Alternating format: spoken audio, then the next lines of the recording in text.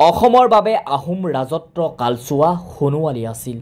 এই সোণোৱালী কালচোৱাত চুহুংমুং দিহিঙীয়া ৰজাই ৰাজত্ব কৰি এক গৌৰৱৰ যুগৰ আনিবলৈ সক্ষম হৈছিল। দিহিং নৈপাৰৰ বকতাত চুহুংমুং দিহিঙীয়া ৰজাই ৰাজধানী পাতি শাসনভাৰ লোৱা কথা বুৰঞ্জীত উল্লেখ আছে। সেই দিহিঙীয়া ৰজাৰ বংশধৰসকলক দিহিঙীয়া বংশ বুলি জনাজাত। দিহিঙীয়াসকল উজনি অসম আৰু উত্তৰ অসমত বসবাস কৰি আছে। দিহিঙীয়া বংশধৰ পৰিচয় আৰু আন্তৰিক মিলনৰ হেতু অসমত বসবাস কৰা দিহিঙীয়াসকলৰ বংশাৱলী অহা 21, 22 আৰু 23 মাৰ্চৰ তাৰিখে ধেমাজি তেলিজানৰ আন্তঃজিলা বাছ আস্থানত অনুষ্ঠিত হ'ব। তাৰ বাবে আয়োজকসকলে নানা প্ৰস্তুতি ইতিমধ্যে আৰম্ভ কৰিছে। আইসকলে পকা মিঠৈ, পিঠা আদিৰে বংশধৰসকলক আদৰিবলৈ প্ৰস্তুত কৰিছে। সেইদৰে সভাগৃহ মাংগলিক অনুষ্ঠানৰ বাবে বিভিন্ন ধৰণৰ কাম কাজ ইতিমধ্যে আৰম্ভ হৈছে। আমাৰ দিহিঙীয়া বংশাৱলী 3-4 মাহৰ পৰা যথেষ্টখিনি আগবাঢ়িছে। আমাৰ যথেষ্ট কাম সুন্দৰভাৱে আগবাঢ়ি গৈছে আৰু সকলো আপোনালোকৰ জৰিয়তে সকলো মানে দিহিঙীয়া বংশধৰ উপৰিও আমাৰ ধেমাজিত বাস কৰা ব্যক্তিসকলক আমাৰ বংশাৱলীলৈ নিমন্ত্ৰণ কৰিছোঁ আৰু আমাৰ বিভিন্ন ধৰণৰ বিভাগীয় পক্ষক লৈ আমি কামখিনি আগবঢ়াই লৈ গৈ আছোঁ। সকলোকে ভাগ ভাগ কৰি দিয়া হৈছে কামখিনি।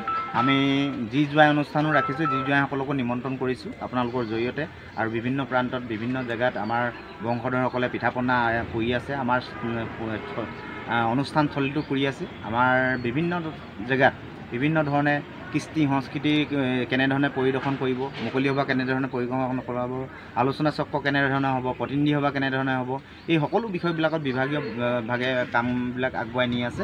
সেয়েহে আমি আপোনালোকৰ জৰিয়তে আমাৰ সদৰ দিহিঙীয়া বংশাৱলী আৰু আমাৰ গোটেই বংশধৰসকলক এই 3 দিন সকলোৱে যাতে আহি সহযোগিতা কৰে তাৰ কামনা কৰিছোঁ।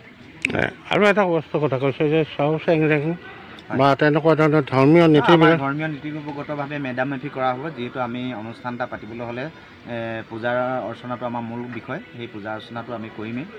চাউচেঙে নিৰ্মাণ কৰিছোঁ যে তাতে পূজা আমাৰ 101জন মৌলুং আহিব গোটেই অসমৰ বিভিন্ন প্ৰান্তৰ পৰা, তেওঁলোকৰ দ্বাৰা হ'ব। আমাৰ পতাকা উত্তোলন কাৰ্যসূচী যথেষ্ট মানে এটা সুন্দৰকৈ ল'বলৈ বিচাৰিছোঁ। সেই সকলোখিনি কামত যাতে আপোনালোকৰ পুনৰ সহযোগিতা বিচাৰি আমি আপোনালোকে এই যিখিনি সহযোগিতা কৰি আছে আপোনালোকক ধন্যবাদ জনাইছোঁ। এতিয়া কিমান মানুহ অংশগ্ৰহণ কৰিব? আমাৰতো প্ৰায় 60,000 মান মানুহ হ'ব লাগে। যিহেতু আমাৰ 3 দিনৰ ভিতৰত 60,000 মান মানুহ হ'ব। গোটেই 60,000 মানুহ একেদিনাই গোট নাখালোঁ। 3 দিনৰ ভিতৰত আমাৰ 60,000 মান গোট খাব অসমৰ বিভিন্ন প্ৰান্তত। অসমৰ বিদেশৰ অতিথি আহিব নেকি? অতিথি বিশেষ অতিথি আমি মুখ্যমন্ত্ৰী মহোদয়কো নিমন্ত্ৰণ কৰিছোঁ। এডুকেশ্যন মিনিষ্টাৰ শিক্ষামন্ত্ৰীকো আমি নিমন্ত্ৰণ কৰিছোঁ। আমাৰ MP ছাৰক নিমন্ত্ৰণ কৰিছোঁ। আমাৰ ভূপেন গগৈ ছাৰক নিমন্ত্ৰণ কৰিছোঁ। আমাৰ লুইনজ্যোতি গগৈক নিমন্ত্ৰণ কৰিছোঁ। থাইলেণ্ডৰ কোনোবা আহিব নে? সকলো থাইলেণ্ডৰ আমাৰ নিজৰ দিহিঙীয়া বংশৰ এজন মানে থাইলেণ্ডত আছে, তেখেত আহিব। আমাৰ চীনত এজন আছিলে, তেখেত আহি আছে আমাৰ এই বংশাৱলীৰ কাৰণে। বিভিন্ন ধৰণে য'ত যিমান বাহিৰত মানুহ আছে যথেষ্টখিনি মানুহ আমাৰ বংশাৱলীৰ কাৰণে আহি আছে। সেইকাৰণে আমি বংশাৱলীখন খুব সুন্দৰভাৱে আগবাঢ়ি যাব বুলি ভাবিছোঁ আৰু আপোনালোকৰ যিটো সহযোগিতা পালোঁ শেষৰ দিনলৈকে যাতে এনেধৰণৰ সহযোগিতা পাই থাকোঁ। ধন্যবাদ।